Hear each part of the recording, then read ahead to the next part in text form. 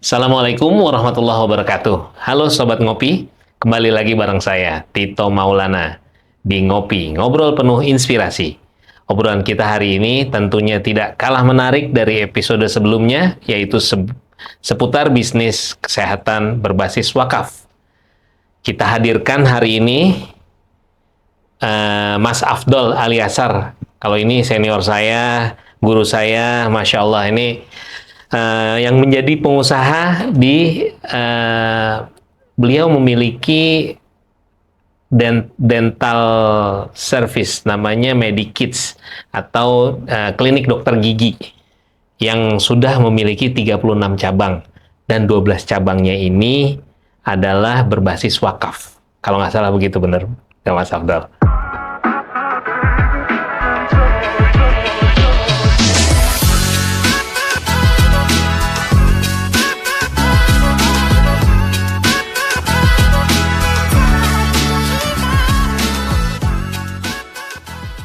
Assalamualaikum, Mas Afdal. Waalaikumsalam, Mas Afdal. Aduh, apa kabar nih? Alhamdulillah. Alhamdulillah ya. Udah lama nggak ketemu ya. Senang bisa hadir di sini ya. Masya Allah. Terima kasih waktunya ya Mas Afdal ya untuk bagi-bagi tips, bagi-bagi point of view terkait bisnis di syariah. Kebetulan kita nih kan sebagai aktivis bisnismen yang punya giroh khusus di ekonomi syariah. Yeah. Nah, kita nih di Kadin DKI ini memiliki satu Mas WKU Keuangan Syariah. Nah, ini Mas Reza WKU-nya, Wakil Ketua Umum. Nah, saya bantu Mas Reza di sini dan kebetulan kita punya podcast ini khusus untuk ekonomi syariah. Jadi kita undang teman-teman dari ekonomi syariah yang aktif berbisnis berdasarkan ekonomi mantap syariah. Ya, Kadin Jakarta luar biasa. Alhamdulillah Mas Afdal. Nah, jadi kembali ke bisnis lagi Mas Afdal. Nih, aku sih udah tahu ya Mas Afdal perjuangan dari dulu gitu kita sama-sama, dan aku juga dengar gitu Mas Afdal kembangin Medikids ini, dan alhamdulillah lahir Medikids ini di tangan Mas Afdal bersama-sama istri juga ya Mas ya. Alhamdulillah. Nah, sekarang kita ngobrol-ngobrol ya tentang Medikids ya Mas ya, sedikit ya. Nah, bagaimana perbedaan ya, yang mendasar nih teman-teman pasti bingung nih. Nih gimana nih konvensionalnya klinik gigi sama klinik gigi yang berbasis syariah gitu ya. Nah, itu perbedaan fundamentalnya apa Mas kira-kira Mas? Makasih ya. Jadi kalau kita lihat Medikids wakaf dengan klinik Medikids yang non-wakaf, itu perbedaannya nggak ada. Dari sisi pelayanan sama, kualitas dokter sama, tarif juga sama. Jadi secara standar sebagai sebuah klinik gigi yang melayani masyarakat totally the same. Nggak ada bedanya. Kenapa nggak ada beda? Karena dia dioperate oleh, kita sebutnya wakaf operator dalam hal ini, MHDC Group, sebagai wakaf operator yang menjalankan Medikids wakaf. MHDC Group juga menjalankan Medikids yang non-wakaf. Perbedaannya hanya terletak di dalam fundamental kepemilikannya. Kalau Medikids yang biasa, klinik kan beroperasi normal, kemudian menghasilkan revenue, ada net profit. Net profit dalam suatu usaha kembali kepada pemegang saham, ya kan? Nah, kalau di klinik yang berbasis wakaf, net profitnya tidak kembali ke pemegang saham karena pemegang sahamnya sudah melepaskan diri. Jadi saham itu sudah beralih ke nazir, ke nazir wakaf, pengelola wakaf. Jadi net profitnya kemudian dipakai untuk manfaat sosial. Nah, jadi kalau untuk landasan syariah pengelolaan bisnis ini wakaf berarti ya Mas ya? Betul, wakaf. Berarti wakaf kan ada nazir, ada wakif. Ada wakif. Orang yang mewakafkan hartanya.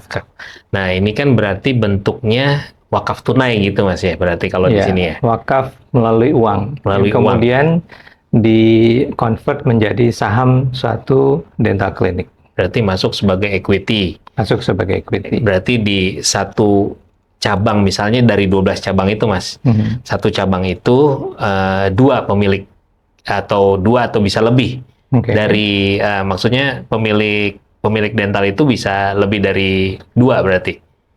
Atau Jadi satu gini, mungkin pemilik? saya cerita sedikit. Pertama kali kita membuat Medikits Wakaf yang pertama, itu di tahun 2018. Waktu itu MHDC Group sendiri sudah mengoperasikan sekitar 12 sampai 15 klinik lah. Oke. Masih belasan klinik yang sudah dioperasikan dengan komersial bisnis biasa. Oke. Foundersnya Dr. Rani, Dr. Anggreni, istri saya, dan partnernya Dr. Maimunah Ali. Mereka ini foundersnya Medikits sebenarnya. Masya Allah. Nah, di dalam suatu rapat umum pemegang saham, saya sampaikan kepada mereka, Oke. kita tuh kan nggak selamanya terus untuk nambah cabang, buka cabang baru, ekspansi kemana dan segala macam. Ayo dong kita buat sesuatu yang untuk tabungan di akhirat. Masya Allah. Apa itu? Kita tetap bikin klinik, tapi klinik ini kepemilikannya kita serahkan ke yayasan, Oke. tapi tetap kita kelola kliniknya sebagaimana kita mengelola klinik-klinik kita yang lain. Jadi ibaratnya kalau Mas Tito punya aset, bisnisnya dijalankan, tapi secara keuangan, laporan keuangan sudah terpisah. Iya. Legal sudah terpisah. Accounting terpisah, rekening bank terpisah. Jadi itu yang kita pisahkan. Alhamdulillah, founder setuju, kita mulai jalan nih untuk mengajak teman-teman yang lain untuk nimbrung yuk dalam gerakan wakaf ini. Gitu. Oke. Karena awalnya saya sebenarnya, ya saya kan dulu berasal dari background banking, financial, capital market, kemudian jatuh cinta ke syariah, belajar ekonomi syariah, belajar keuangan syariah, pengen menerapkan sesuatu hal yang berbeda daripada apa yang sudah berkembang selama ini untuk teman-teman filantropi yang lain. Nah, konsepnya tadi tuh, suatu hal yang sudah produktif, sudah proven, mampu menghasilkan, kemudian kita ajak untuk pindah ke wakaf. Oke. Nah, jadi maksud saya tadi tuh di satu ini ada wakif atau pemilik yang lain juga ada? Oke. Nah. Jadi pertama kali di Medikits Depok itu kita buat 100% wakif. Oke. Tapi wakifnya banyak. Wakifnya banyak. Wakifnya tapi bisa macam-macam. Bisa dari kita sendiri, teman-teman, keluarga, dan lain-lain. Kita ajak mereka, ayo kita mau bikin klinik wakaf, Anda mau ikut nggak? Sebagai wakif. Susah banget dulu. Untuk menggerakkan orang ya, untuk berwakaf itu jauh lebih susah dibandingkan mengajak orang berdonasi untuk sedekah bencana alam. Oke. Ya. Atau Palestina. Oke. Atau ada kecelakaan atau duafa. Itu jauh lebih mudah karena kelihatan langsung. Kelihatan langsung bencana alamnya, orang langsung nyumbang. Nah, ini gerakan wakaf, bentuknya bisnis lagi. Itu meyakinkan orang tuh luar biasa effortnya. Karena begitu udah, nanti dijadiin klinik ya. Wah, kliniknya kalau nggak untung gimana? Kliniknya tata kelolanya seperti apa? GCG-nya gimana? Oh, pertanyaannya panjang tuh, udah kayak auditor. Waduh, bener juga sih. Ujung-ujungnya nggak jadi untuk berwakaf. Gitu. Akhirnya kita memulai dari kita sendiri. Kami, teman-teman, kita bikin klinik wakaf. Jadi ini totally wakif awalnya. Masuk wakif, bangun klinik, jalankan profesional. Alhamdulillah, nggak nyampe 3 tahun break even itu klinik, balik modal. Dan melayani makin banyak pasien. Oke. Ya. Nah, yang di Depok nih Mas ya? Di Depok itu. Dari situ kita mulai memberikan manfaat wakaf. Mostly kepada beasiswa. Iya. Sebagian lagi kita invest untuk membentuk klinik wakaf yang berikutnya. Nah, di klinik wakaf yang berikutnya, selain modal wakaf, yang dari aset wakaf pertama tadi, kita juga ada wakif yang ikut nimbrung kemudian, dan ada juga pemilik yang non-wakafnya. Biasanya itu adalah para dokter. Oh, oke. Ya, karena di klinik tersebut, ya namanya klinik kan jiwanya tuh ada di dokter sebenarnya. Betul. Kalau dokter itu paham untuk mengelola klinik, kalau kemudian dia memiliki kepemilikan saham juga, sense of belonging si dokter ini kan kuat ya. Iya, betul Mas. Jadi dia jagain tuh, walaupun nggak cuma di Depok lagi, ada yang di Bogor, ada di Tangerang, ada yang di Cilegon. Itu kemampuan para dokter untuk menjaga klinik tadi tumbuh melayani dengan baik, profitable, itu penting. Oke. Nah, kalau dari regulasi itu, Mas, tadi kan aku lihat kalau wakaf berarti kan pengelolaannya GCG-nya emang benar-benar sama, profesional ya kan? Ya. Nah, kalau dari pemerintah sendiri ada nggak aturan khusus buat Kan ada undang-undang tentang wakaf. wakaf ya? Ya, tentang undang-undang tentang wakaf yang sudah dikeluarkan, walaupun mungkin undang-undang ini udah cukup lama ya, 2004 kalau saya nggak salah. Oke. Ya, undang-undang wakaf. Sampai sekarang Badan Wakaf Indonesia Ya, BWI, sedang mencoba untuk merevisi, memperbarui undang-undang wakaf. Nah, kita bergerak saat ini berdasarkan itu. Jadi Yayasan Wakaf Produktif Pengelola Aset Islami Indonesia yang saya founders dan ketua di yayasan tadi, kita apply ke BWI untuk mendapatkan izin sebagai nazir. Ya, jadi kita license secara perundangan di Indonesia. Jadi itu BWI ya Mas ya? Ya, Badan Wakaf Indonesia. Yang ngeluarin izin wakaf. Mengeluarkan izin sebagai nazir. Izin nazir, sebagai pengelola wakaf. Oke. Nah, jadi kalau setelah dikelola wakaf, keuntungan dan sebagainya itu dilaporkan lagi ke BWI atau enggak? Ya, karena kita sudah sebagai license nazir, kita ada regular report. Oke. Melalui sistemnya BWI, itu udah online. Oh. Jadi kita punya laporan, setiap berkala kita laporkan mengenai financial, mengenai kondisi aset wakaf, dan segala macamnya, itu ada masuk terus ke Badan Wakaf Indonesia. Ini keren. Jadi Ini sangat-sangat transparan. Nggak tahu nih, pasti banyak yang nggak tahu nih, benar nih. Nah, jadi kalau di BWI itu berarti emang badan untuk mengawasi para nazir, nazir-nazir ya. Dan kalau dilihat potensinya, Mas, potensi wakaf di Indonesia. Kalau Mas Afdol sendiri, kira-kira berapa tuh sebenarnya duitnya? Gede banget sih. Gede banget ya? Gede banget. Saya terus terang, walaupun mungkin BWI bilang sampai 2000 triliun dan segala macam, saya nggak berani hitung terus terang. Karena datanya mungkin nggak terbaca oleh kita secara langsung. Oke. Tapi kalau ditanya apakah besar, sangat-sangat besar. Insya Allah. Orang Indonesia itu generous ya.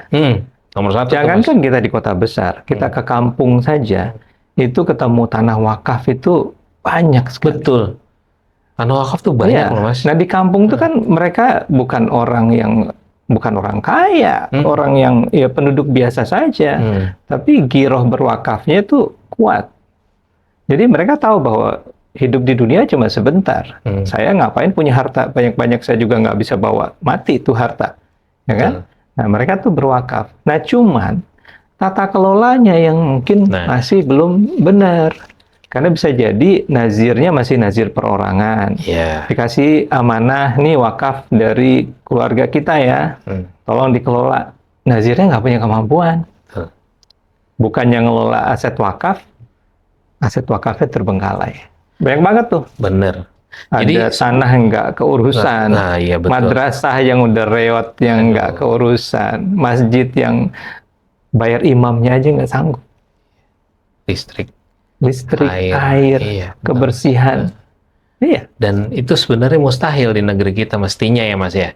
Dengan kalau kita kelola tata kelolanya bagus. Jadi kan kalau dilihat dari bisnis Mas Afdol kan 15 dulu ya Mas Afdol bikin ya sebelum satu. Sudah proven dulu. Udah proven dulu. Nah, ini kan butuh waktu ya Mas ya sebenarnya. Jadi untuk bisnis-bisnis yang baru juga ya bukannya nggak recommended tapi kan punya kans besar untuk ada resikonya kalau besar gitu ya. Masih baru coba-coba.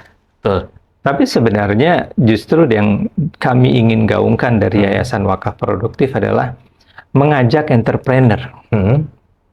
Entrepreneur, Mas Tito udah punya usaha nih, punya restoran ada 10. Mau nggak? Bikin lagi yang ke-11.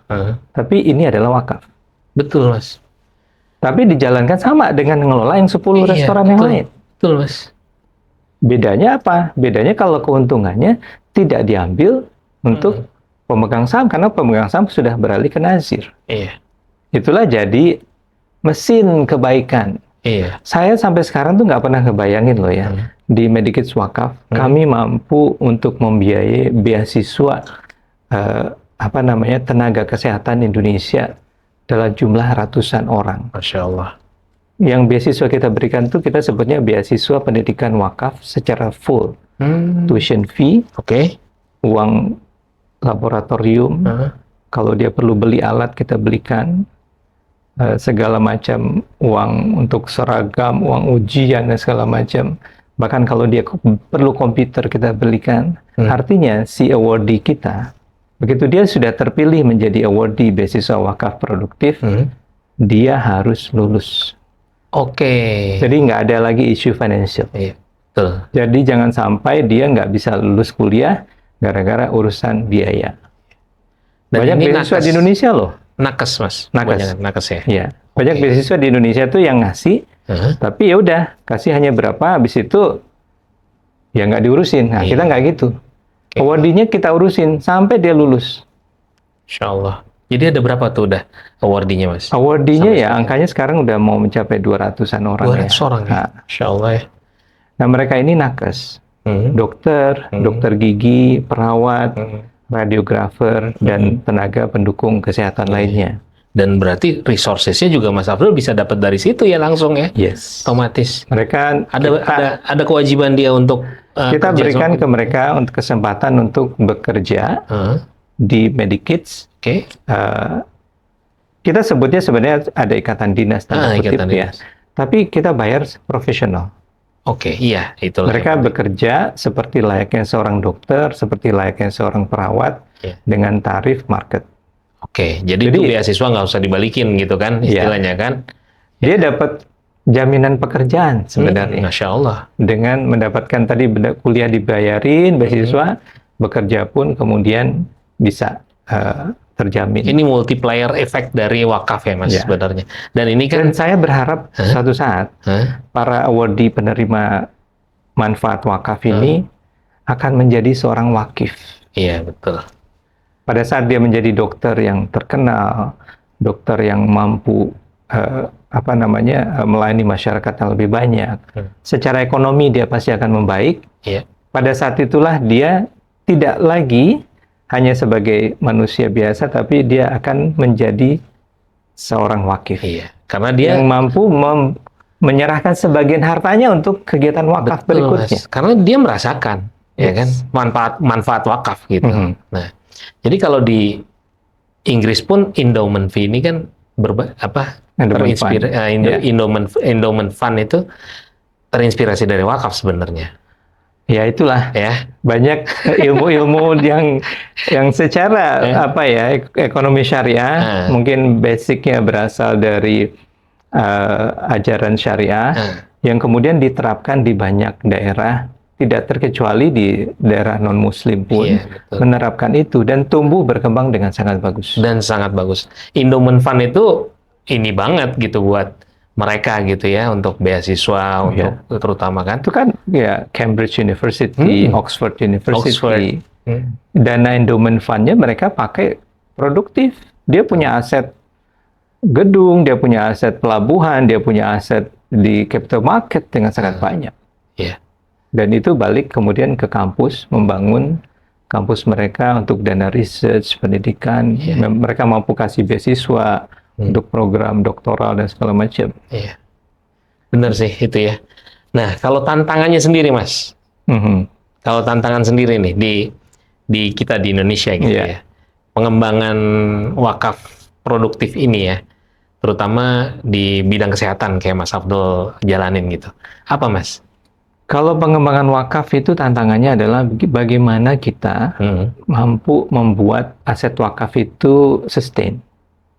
Sustain dalam arti kata dia beroperasi secara mandiri. Karena itulah kita nggak coba-coba. Kita hanya mencari bisnis yang tadinya sudah proven. Sekarang mungkin klinik gigi. Tapi suatu saat kita terus berinovasi. Kami sedang ada pembicaraan yang sangat intens dengan suatu organisasi yang lain, pebisnis yang lain, untuk membuat wakaf produktif di bidang selain klinik gigi, bidang bisnis yang lain. Insya Allah bidang transportasi. Transportasi ya. Masya Allah. Jadi asetnya juga akan menjadi aset wakaf nantinya. Jadi berupa alat transportasi. Berupa alat transportasi. Nah, kembali tadi tantangannya apa? Aset wakaf itu kemarin waktu saya diundang di ASDB di Jeddah ya. Iya, di Jeddah. Ya, kebetulan alhamdulillah Medikids Wakaf ini mendapatkan pemenang pertama ASDB Prize. Selamat ya Mas ya. Alhamdulillah, terima kasih. Masya Allah, keren. Ya, tahun ini menjadi ASDB Prize 2025 Impactful Achievement in Islamic Economy. Nah, di Jeddah kita diskusi dan menarik, mereka justru bertanya kepada saya, Pak Afdal, itu Medikids bayar pajak? Iya, bayar pajak. Medikids bayar tarif listrik sesuai dengan commercial rate? Yes. Bayar tarif air sesuai dengan commercial rate? Bayar segala macam pajak-pajak bumi bangunan dan segala macam? Yes. Mereka justru bingung. Ini ada aset wakaf, tapi dipajakin, disuruh bayar rate komersial. Kalaupun ada ketentuan apalah ya tadi ada PBB, ada listrik, ada air dan segala macam, bayarnya komersial rate. Nah, mereka tuh bingung karena menurut kajian dari Islamic Development Bank, harusnya aset wakaf itu diperlakukan beda. Aset wakaf harusnya mendapatkan privilege. Ada privilege-nya karena dia adalah suatu kegiatan ekonomi yang memberikan impactful kepada masyarakat. Nah, ini nih PR kita nih, para pejuang ekonomi syariah untuk bisa bicara dengan pemerintah, bagaimana suatu bisnis yang berbasis wakaf itu bisa mendapatkan privilege. Kita nggak minta macam-macam, ya kan? Minimal rate pajaknya beda. Beda dong. Tetap bayar pajak ya dong. Kita support negara, tetap bayar pajak. Tapi rate pajaknya beda. Betul. Jangan corporate rate yang mahal misalnya. Betul. Karena kenapa? Karena makin dia profit, manfaat wakafnya makin banyak. Iya. Betul. Apalagi di dunia kesehatan gitu, Mas. Apalagi dunia kesehatan. Kan? Iya. Kadang-kadang saya tuh lihat ya, gerakan yang dilakukan para bisnis yang internasional, mereka punya aplikasi. Ada tuh aplikasi buat desain itu. Nah, kalau kita subscribe, bayarnya sekian ratus $. Iya. Tapi kalau kita subscribe sebagai organisasi non-profit, $0. Nggak bayar sama sekali. Betul. Mereka menerapkan itu. Lah ini kita di Indonesia perlu untuk encourage. Pemerintah ataupun siapapun bisa memberikan privilege kepada aset wakaf. Karena intinya kan yayasan itu adalah bentuk organisasi non-profit kan, Mas? Iya, tapi dia dalam hal ini memiliki aset yang berlaku secara menjalankan bisnis. Atau karena yayasan itu memiliki line bisnis, pemerintah hanya melihat line bisnis ini. Saat ini begitu. Kan? Saat ini begitu. Nggak di atas di sini nih. Karena yayasan ini kan sebenarnya kepemilikan semuanya kan. Memang secara persaingan bisnis, dia kelihatannya hanya sebagai entitas bisnis biasa. Tapi kalau kita lihat atasnya di mana, atasnya adalah untuk si pengelola wakaf. Betul. Nah, jadi mungkin saja bisa kita usulkan, apabila ada suatu usaha yang kepemilikan majoritinya melebihi dari sekian persen, maka dia berhak mendapatkan suatu privilege. Iya. Dari tadi aku mikir nih, kenapa ya? Oh iya ini nih kayaknya yang harus diatur atasnya ini kan. Betul. Yayasan soalnya kan. Kalau yayasan kan mestinya kan apa namanya? Ya tapi yayasan kan juga banyak ya. Betul. Macam-macam. Ini dia Mas. Makanya. Jadi yayasannya adalah yang terdaftar sebagai nazir wakaf. Nah, iya. Berarti tercatat di Badan Wakaf Indonesia. Bahkan kalau dia bentuknya tanah sertifikatnya pun dicatat di Badan Pertanahan Negara. Untuk mendapatkan yang tadi itu ya, apa keringanan-keringanan tadi ya. Iya, tantangannya ke situ. Tantangannya ke situ ya. Ya, keren. Sama juga mungkin tantangan yang lain itu literasi masyarakat. Tadi saya bicara mengajak masyarakat untuk bikin aset wakaf. Susahnya minta ampun. Iya betul. Karena orang nggak belum melihat langsung impact-nya apa sih. Gitu. Tapi alhamdulillah sekarang kan kita udah jalan tahun ke-7 nih ya. Medikids wakaf itu semakin baik. Artinya kita perlu membangun trust. Dan membangun trust itu butuh waktu. Gitu. Jadi itu yang memang harus kita pegang terus, bahwa trust dari wakif, kepercayaan dari para wakif ini harus kita jaga semaksimal mungkin untuk kita jalankan sebaik mungkin. Oke. Jadi untuk mendapatkan misalnya nih Mas, pembiayaan dari wakaf, bukan pembiayaan sih kalau wakaf itu. Artinya pemanfaatan dana wakaf itu untuk menjadikan bisnis yang sustain, ya kan, terus yang akhirnya punya recurring revenue lah. Yes. Ya, recurring revenue ini kan penting ya Mas ya, karena untuk pembiayaan semuanya lah, pembiayaan bisnis ini sendiri. Nah, jadi kalau ngelihat mekanisme wakaf tunai, itu perlu nggak sih Mas diatur? Sangat perlu. Oke. Karena sumber wakaf itu kan beda-beda. Tadi kalau di Medikids, kita bukan dari uang dari mana yang kita coba cari, tapi kita gugah dulu entrepreneurnya. Oke. Jadi entrepreneurnya sudah punya usaha, kita gugah, ternyata dia setuju untuk buat aset wakaf, sebagian usahanya dijadikan aset wakaf. Oke.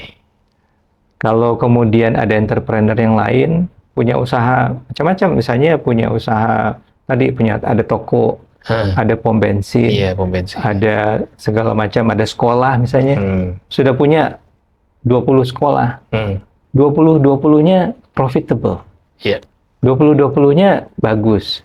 Berarti ini sekolah, si pengelolanya sudah proven. Mau dong bikin sekolah, 2, 3, 4 lagi, tapi berupa aset wakaf.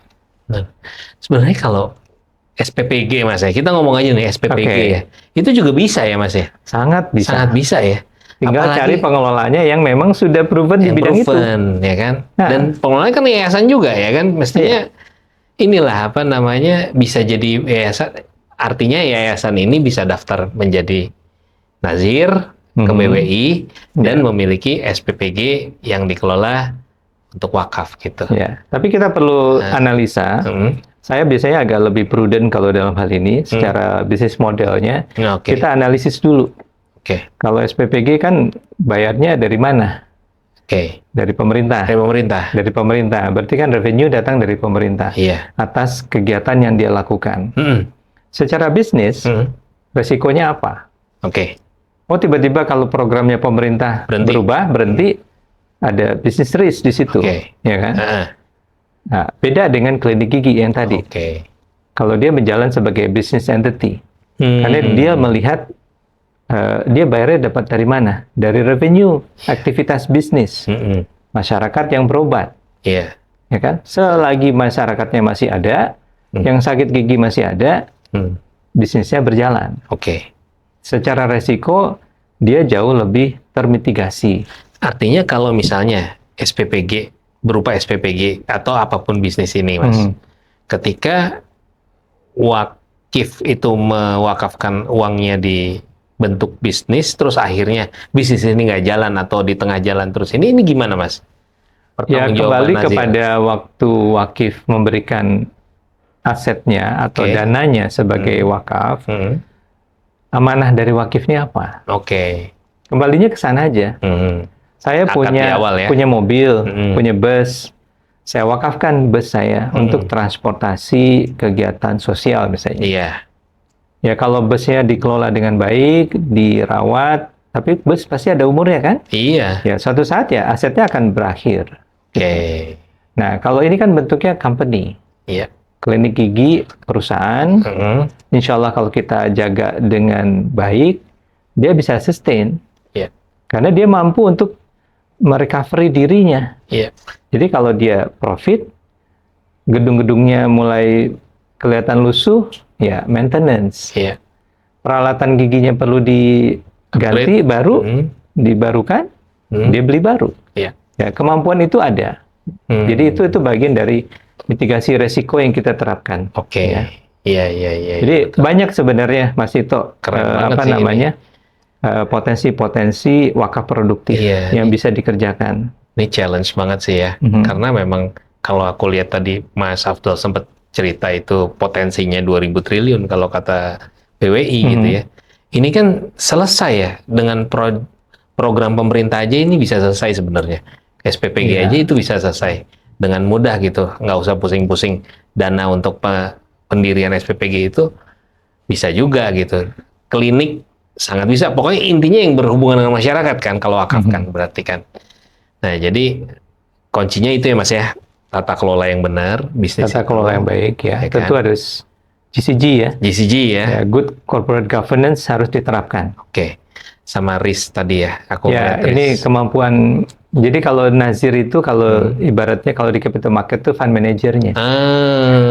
Iya, Gitu. ngerti. Nazir ini adalah fund manajernya. Oke, ngerti. Dia yang milihin instrumennya. Oh, masuk sini, pilih yang ini, ya, resikonya termitigasi. Itu fungsi Nazir di sana sebenarnya. Oke. Dia bukan pelaku usaha yang menjalankan usaha ya. Iya. Tapi dia Fund manager. si fund manajernya. Iya, fund manager. Dia beli aset yang lain yaitu yang sebagai operatornya bukan si Nazir. Iya, betul.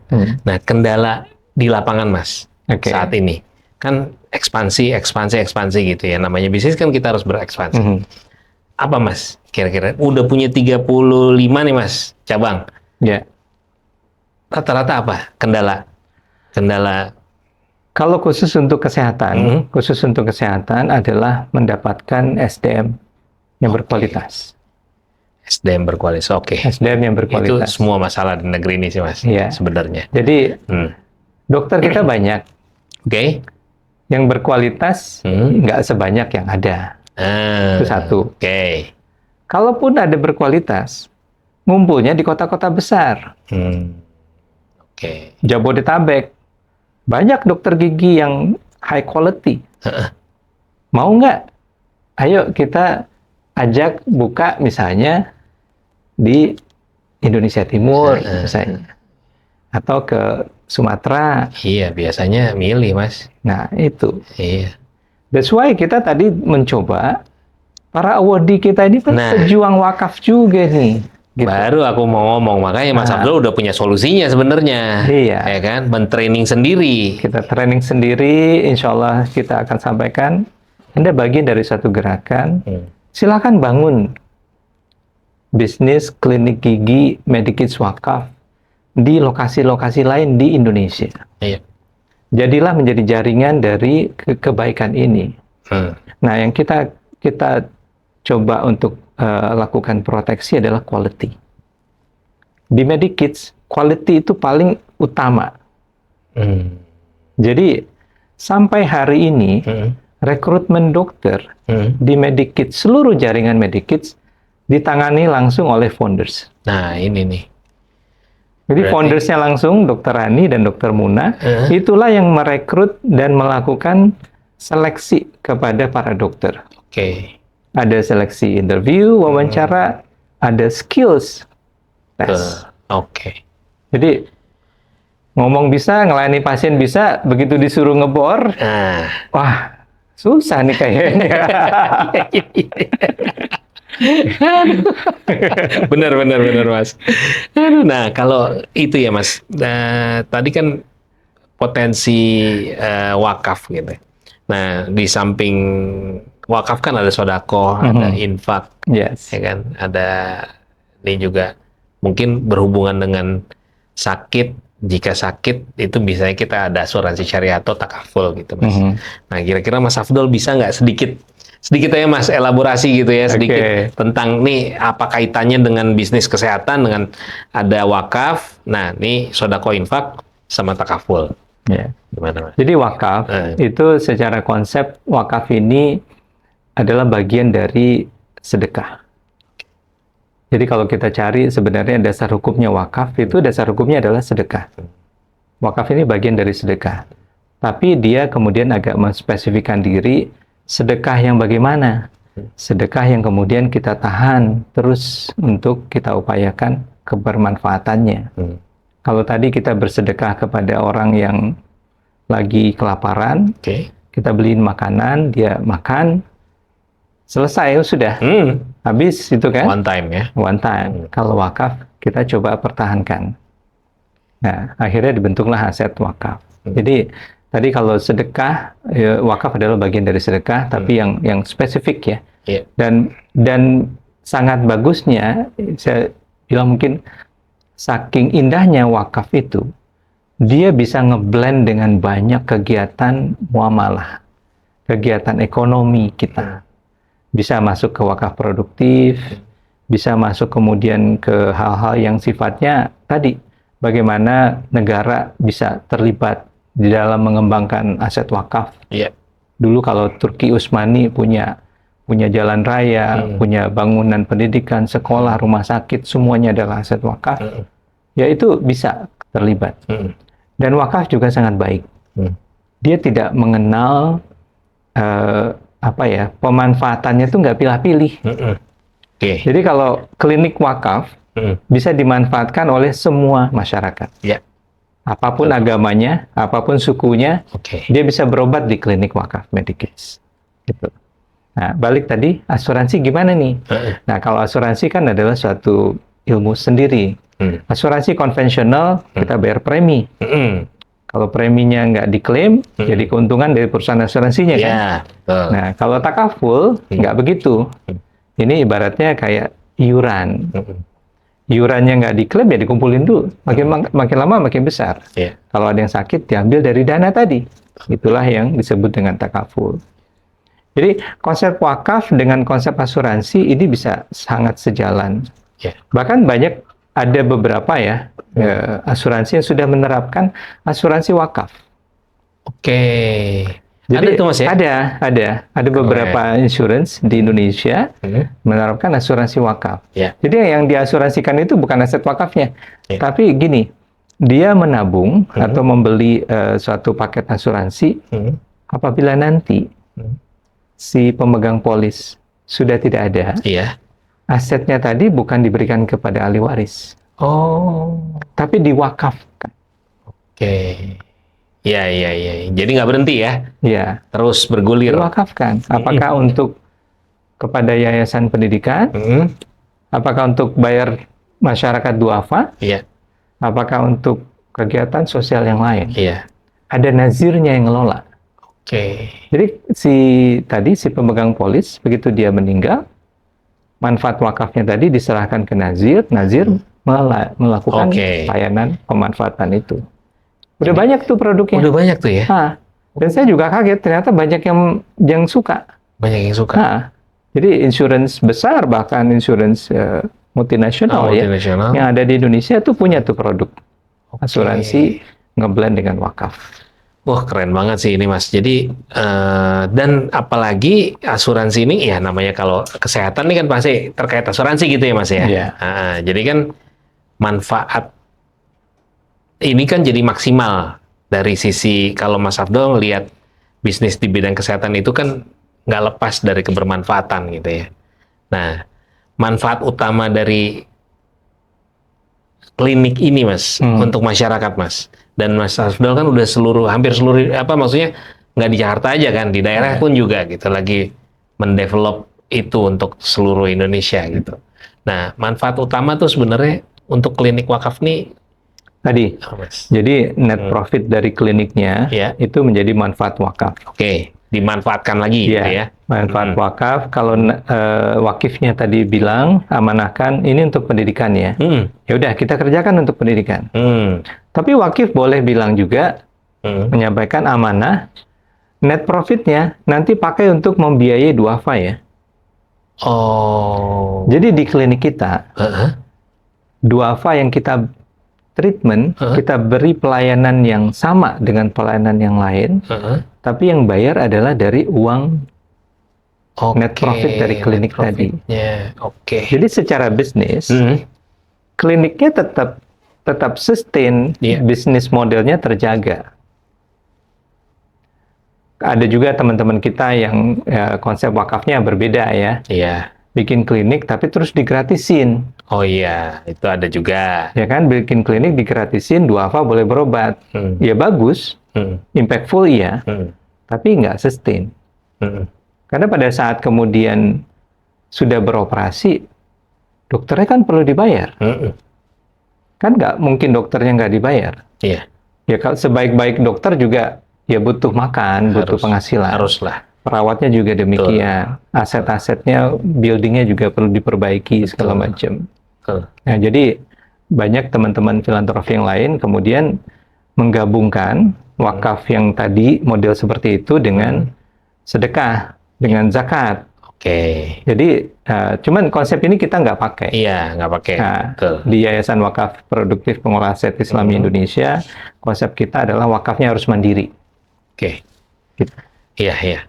Nah, Keren impact sih. kepada masyarakat tadi, masyarakat yang berkebutuhan pun bisa kita layani dari uang net profitnya tadi. Kliniknya tetap dibayar seperti market rate. Nggak ada yang dikurangin tuh. Nggak ada yang dikurangin. Iya. Oh, gara-gara dia duafa terus harga jadi lebih murah? Enggak. Tapi sumber pembayaran bukan dari dia. Iya. Dari aset net profitnya tadi. Kalau di klinik Mas Abdul terima BPJS juga? Kebetulan karena paket BPJS itu hitungannya belum match sih. Belum match untuk layanan gigi. Layanan gigi ya. Ya khususnya layanan gigi Khusus layanan gigi. Iya, betul.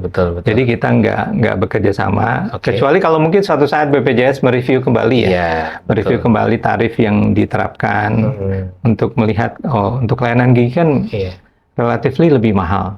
Betul. Karena peralatan, bahan, material dan juga skills dokter itu berbeda. Apalagi Mas Abdul spesifik ya, spesialis semua di situ ya. Ya, Medikids klinik itu adalah klinik utama. Ya, klinik utama. Klinik utama. Jadi ada klinik paling bawah itu dokter pribadi, dokter praktek di rumah. GP ya.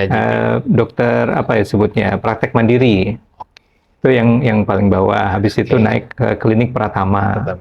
Klinik Pratama, dokternya dokter GP, General Practitioners. Klinik utama di atasnya, Medikids ada di situ, itu dokternya dokter spesialis.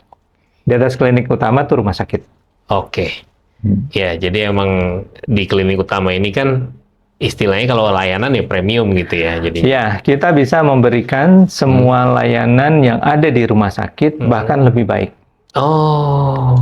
Bahkan lebih baik. Prinsip klinik utama tuh itu ya. Karena kalau gigi itu kadang-kadang di rumah sakit tuh pelayanannya hanya sebagai pelayanan tambahan. Paling dental unitnya paling ada 2, 3, nggak banyak lah. Dokternya juga kadang-kadang ada, kadang-kadang nggak. Di banyak rumah sakit begitu kan? Iya. Ya, kalau di klinik gigi, dokter tersedia setiap saat, jumlahnya juga lebih banyak, dan peralatan kita kalau di Medikids sangat lengkap. Mulai dari 3D scanner, Ronsens yang panoramik, Ronsens yang cephalometrik, yang 3D dan segala macam, itu kita sudah ada. Jadi nggak usah ke rumah sakit atau ngerujuk lagi gitu ya Mas ya? Nggak usah ngerujuk lagi. Oke. Dan secara tarif pun dia di bawah rumah sakit. Iya, betul. Waduh, nggak kerasa nih Mas. Keren nih, keren banget bisnis kesehatan di Indonesia penduduknya banyak ya. Menarik banget sih. Membutuhkan layanan yang berkualitas. Iya. Nah, tadi tuh PR kita bagaimana mendistribusikan tenaga SDM dokter, perawat yang berkualitas tidak hanya di kota besar. Kami buka sampai ke Padang. Di Padang kan secara ekonomi mungkin jauh lah dibanding Jakarta, dibanding kota-kota lain. Ya, tapi karena willingness dari masyarakat, alhamdulillah tumbuh. Alhamdulillah. Memberikan suatu suatu impact yang baik ke masyarakat, pasien yang bertambah, dokternya juga semakin baik. Kita pantau terus cara kualitasnya. Kita buka juga di Makassar. Kita buka juga di Balikpapan. Insya Allah kita akan buka di tahun depan ya. Lagi kita renovasi. Di banyak lokasi juga, ada di Surabaya. Malang ya kemarin Mas? Ya, kemarin saya ke Malang untuk lihat lokasi ya. Nah, jadi itu datang ke Indonesia ngelihat ternyata potensi ekonomi di banyak tempat sedang bergerak. Kita perhatikan. Nah, kalau ukurannya Mas, kalau ukuran keberhasilan di satu ukurannya simple. Jadi klinik tersebut harus bisa sustain. Dalam arti kata dia profit. Sama seperti ukuran bisnis dianggap bisa baik bahwa kalau dia profitable. sustain. Ini basic ini ya, hasilnya basic konsep bisnis. Iya. Kita nggak bicara bisnis yang dalam arti kata ini ada venture capital masuk, investasi besar, nggak ke arah situ ya. Enggak. Ya. Kalau itu mungkin ekosistemnya berkembang tapi belum profit juga nggak apa-apa. Nah kalau kita nggak gitu. Enggak, organik. Kita organik, yang penting dia harus profit. Iya. Itu batasannya. Karena kalau dia belum profit, kita akan masukkan ke ICU-nya. Oh itu jadi perhatian. Oke. Apakah dokternya perlu kita tambahin? Apakah kerjasama partnership dengan asuransi perlu kita perbanyak? Oke. Itu jadi perhatian khusus sampai kemudian dia bisa mandiri. Oke. Ya. Ada pernah Mas ngalamin kayak gitu Mas? Tentu biasanya kalau di awal-awal ya. Di awal-awal ya. Kalau membuka bisnis klinik di Jabodetabek, insya Allah sih Jabodetabek masyarakatnya kan awareness kesehatannya udah tinggi. Iya. Jadi willing untuk pay, willing untuk berobat. Iya. Kita buka di daerah nggak begitu ternyata. Oke. Di daerah itu milih dokter itu masih milih-milih banget. Kalau nggak sakit nggak ke dokter gigi. Padahal maintenance, kontrol rutin, ataupun preventif kan perlu dilakukan. Iya, betul. Nah, ini yang jadi PR juga. Ya, jadi mungkin pertumbuhan di daerah tidak secepat di Jakarta. Nah, kita biasanya sangat perhatikan, khususnya biasanya, pasiennya udah lebih banyak nih, kan terdeteksi tuh. Pasiennya ada kebutuhan bedah mulut, kita kumpulin dulu. Baru kemudian kita datangkan dokter bedah mulut untuk bisa datang hadir di sana. Oke. Akhirnya bisa berkembang. Keren. Luar biasa Mas Afdal, terima kasih banyak nih waktunya senang sekali bisa. Waduh, seneng banget ya di Kadin Jakarta, luar biasa. Akhirnya, terima kasih ya Mas ya buat teman-teman Kadin. Concern ekonomi syariahnya di Kadin nih saya angkat jempol 2 nih. Ketumnya siapa dulu ketumnya? Ketumnya siapa dulu? Aduh, terima kasih banyak atas waktunya dan berbagi insight yang sangat menarik di seputar industri kesehatan berbasis wakaf di Indonesia. Semoga berbagai ide dan pengalaman dari Mas Afdal dapat menginspirasi banyak orang dan menjadi sumber keberkahan dari Allah Subhanahu wa taala. Amin ya rabbal alamin. Sobat Ngopi, jangan lupa klik tombol like, share ke teman-teman pengusaha kalian, dan yang paling penting subscribe channel Ngopi biar nggak ketinggalan obrolan inspiratif lainnya. Saya Tito Maulana, pamit undur diri, sampai jumpa di episode Ngopi selanjutnya. Wassalamualaikum warahmatullahi wabarakatuh.